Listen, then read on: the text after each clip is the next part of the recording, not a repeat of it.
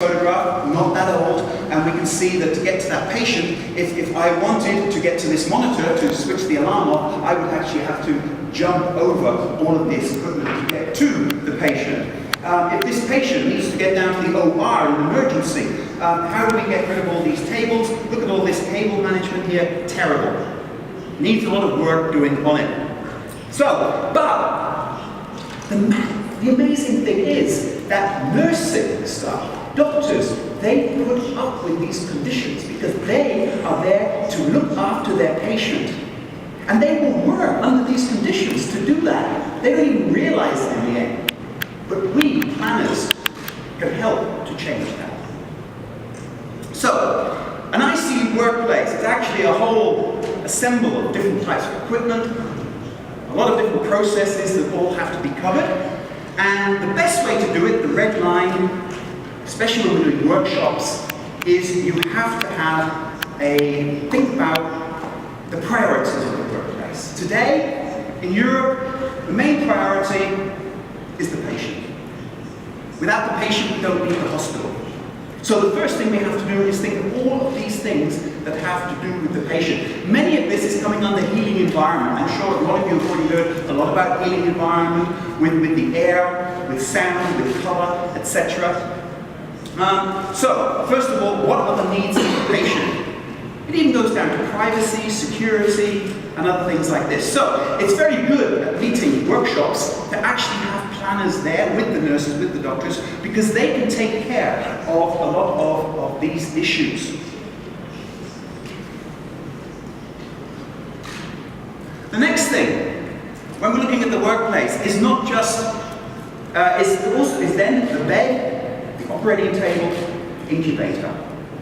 You will be surprised how often, when we start the workshops and we ask the people, what patient bed have you ordered? What are you becoming? What are you going to get in your hospital?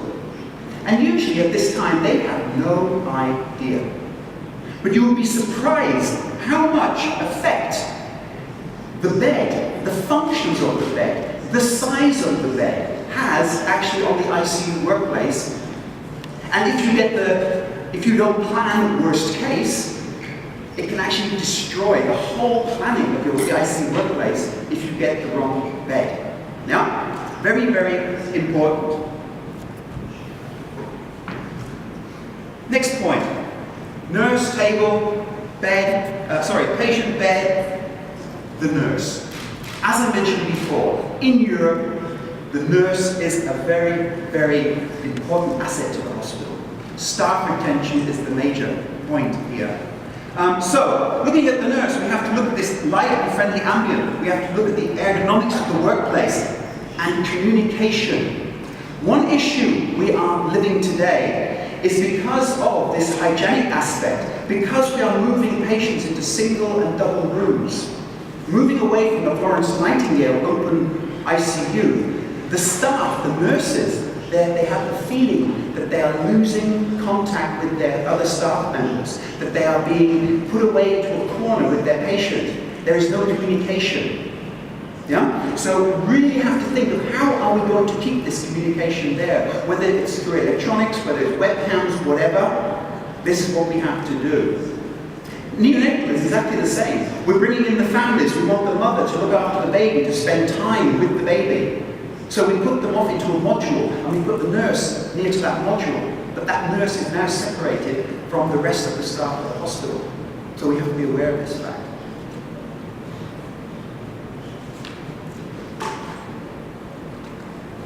So, what I would like to talk about now is, it's extremely simple, but it makes a major impact. I'm going to ask you, people sitting here, how many of you are right-handed? Would you put your hands up if you are a right-handed person?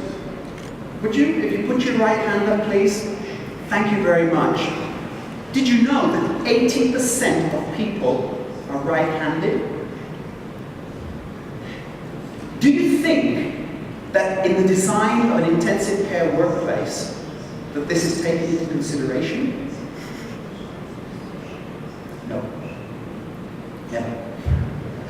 I'll show you why. Was it through the design considerations of the workplace, or was it something else? Now, I'll tell you why, because I'm in marketing at Draeger, and I was given, my job was to market the workplace. What are the benefits of the workplace? And it was only during this time of assessing the workplace, really, that I came up with this scenario. Okay? So, this is how we see many of the workplaces today. We have the patient bed, then on the right side of the bed we have a ventilator, then we have the monitoring, and on the left side of the bed from the foot, we then have this fluid management.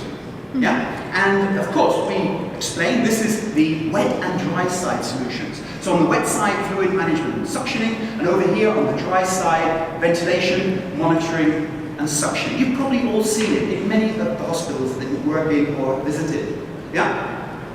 And we argued at that time, yeah, this supports hygiene, it supports the separation, safety, things like this. But, and this is where we get to the but factor. Oh, wait.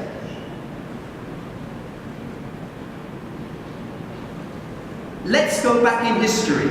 Let's go back 12, 15 years. Look at the ventilators that were being sold into the market in those days. Whether it was from Siemens or from Draeger, whoever. And you'll see that they all had hoses coming from the right-hand side. Funnily enough, just like the anesthesia machines. It was very easy for us, the manufacturers, to copy the anesthesia machine and turn it into a ventilator than to try and design something specifically for the ICU that would fit in the ergonomics of the ICU. So, the ventilators had the hoses on the right-hand side. Now, if you're a doctor, if you're a nurse, and I bring this ventilator to you and say, please, put it at your ICU bed, where are you going to put it? Yeah? Do you have a choice? No. It goes on that side of the bed, whether you like it or not. Yeah? Now, let's have a look at the monitoring, hemodynamics. In those days, these were big boxes, like your television at home before we had flat screens. Yeah? Now, if you think about the ventilators, they didn't have all of these applications that we have today, like pre-oxygenation. Nothing nice like that. If you disconnected the patient, the alarm started. Beep, beep, beep, beep, beep. Yeah, you nurse had to go and switch them off. Yeah? So you had to go around the bed to the ventilator, switch them off. Now, if you're already on this side of the bed, and you're going to suction the patient, are you going to go around the other side of the bed to use your right hand to suction the patient? No. You stay on that side. You take all your suction equipment on the right side of the bed, and you suction with your left hand. Whether you like it or not, that's what you did. And like I said before, people get used to it, and they'll do it. Yeah? But it's not what people from nature want to do.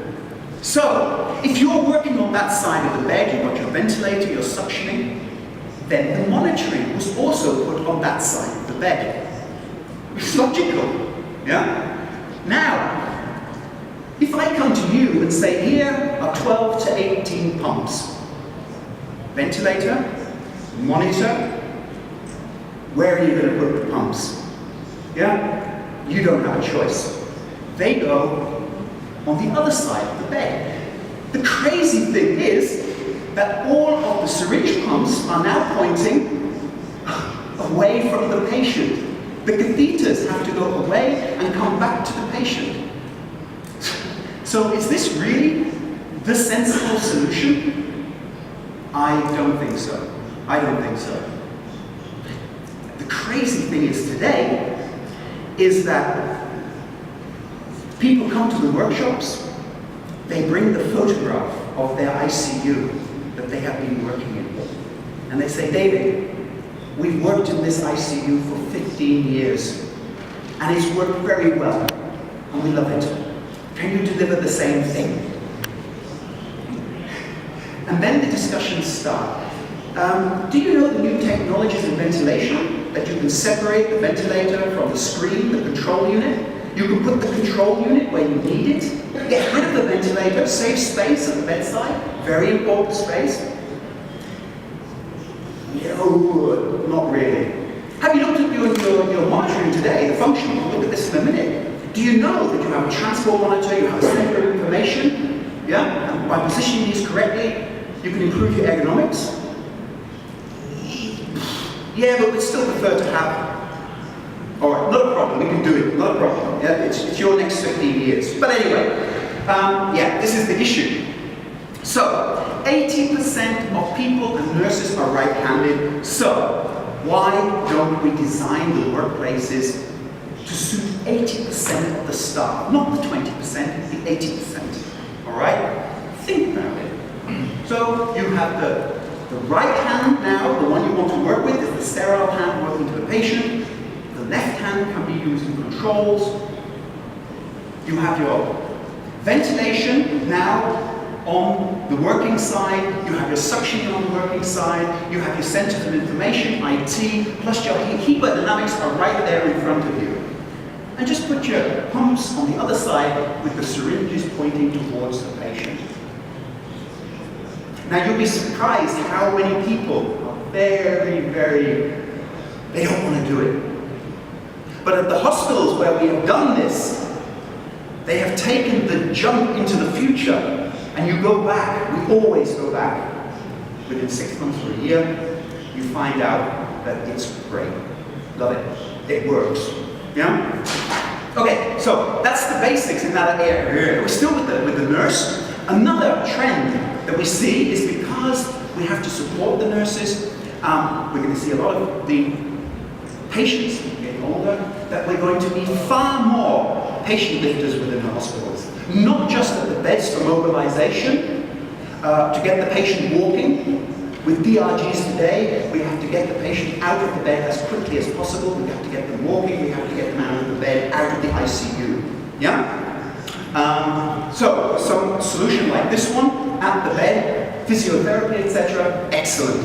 We installed 40 of these in Nottingham. They now do 2 more patients with physiotherapy a day, so we're already seeing positive aspects there. But also throughout the hospital, everywhere where patients have to be transferred in the future, there should be some form of patient lifter to move the patients from the patient bed to the operating table, wherever. Emergency department. So, monitoring. Okay, these are the basic requirements for monitors, so it should be around 1 meter 50, etc. Viewing height. But this is important. I don't know how many of you are informed about monitoring, hemodynamic monitoring. Many of us know from the past that it was just one screen. If we look at many of the companies today, you will find that you now have 2 components to deal with. Yeah? The first component here, this is big screen, and it's basically like your computer at home. You can pull up any kind of information that you need, whether it's lab values, whether it's patient data, hemodynamics, or whatever. That is your center of information, also for inputting. But these systems are also supported by a second type of monitor, looking like this, yeah? And this is really the monitor that the staff are using at the patient. And they're also the transport monitor. That's why they have to be small and compact. Now, a lot of you will say, yeah, but hey, look at this. It's too small. I can't use that. I can't see it. This is history. We have to change our way of thinking.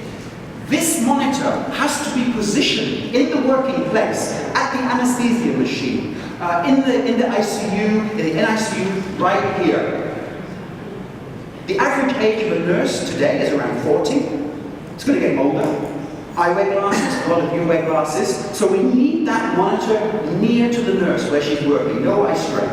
And that is what this is about. This goes actually near to the nurse. And then it could also be quickly taken, put onto the bed and transported. Yeah? Now the idea, pick and go, is to actually have this monitor connected to the patient when the patient comes into the hospital. and it goes with the patient until the patient leaves. Yeah? So you've got endless data, also wireless, where you transport wireless. This is the general idea today with this form of monitoring. What do you think the issues are here? Why does this kind of technology, why is it being stopped, braked? Any ideas? It's the hospitals themselves. They are silos. It's the way you do your budgeting. Do you know when you take the patient down from the ICU to the operating theatre? What happens to the monitor? Shut up. What happens to the monitor? Somebody can come out and say, that's ours. That's going back to the ICU. It's on our budget. Yeah? So you have to change all the monitoring over to put the patient into the operating theatre. What we have to do in the hospital is to change, again, the way of thinking. There should be a central control of monitoring, a central control of fluids. If I talk to hospitals from the Scandinavian, from Norway, Sweden, Denmark, they say, hey, we did this 3 years ago. This is nothing new. Yeah? I talk to UK hospitals, totally new. With the use of RFID, we also saw presentations yesterday, it's very easy to track the equipment throughout the hospital. You know exactly where everything is at any time. So this can't be an excuse for not doing this. But we need to change the way of thinking to get this technology into the hospitals. All right? Documentation, again, we have these different forms. So we see in the monitoring system that we saw before, this is actually now that center of documentation, input and output. Of course, in the future, we'll be looking to see when you come into the room as a doctor or a nurse, you will have every information on the tablet PC, wireless transmitted data. But this then brings us to this issue of zoning. Now, what is zoning? In the UK, a lot of people have put their heads together to think about the size of an ICU bed space, a workplace. They recommend 27 square meters. And so a lot of you might go, wow, that's huge. Yeah? If you try to design an ICU workspace under 18 square meters, you're wasting your time. It will not work. All right? But the idea now is that here, you have your original bed space. So here, it's like 4 meters times 3 meters, 12 meters, around the bed, like 1 meter around the bed. But around the outside of this, it's just like the operating theatre. You have circulating nurses in the operating theatre around the outside of the sterile area. In an emergency, in an ICU, there is no difference between the operating theatre and the ICU. You need space for people to resuscitate the patient, but you need space around the outside.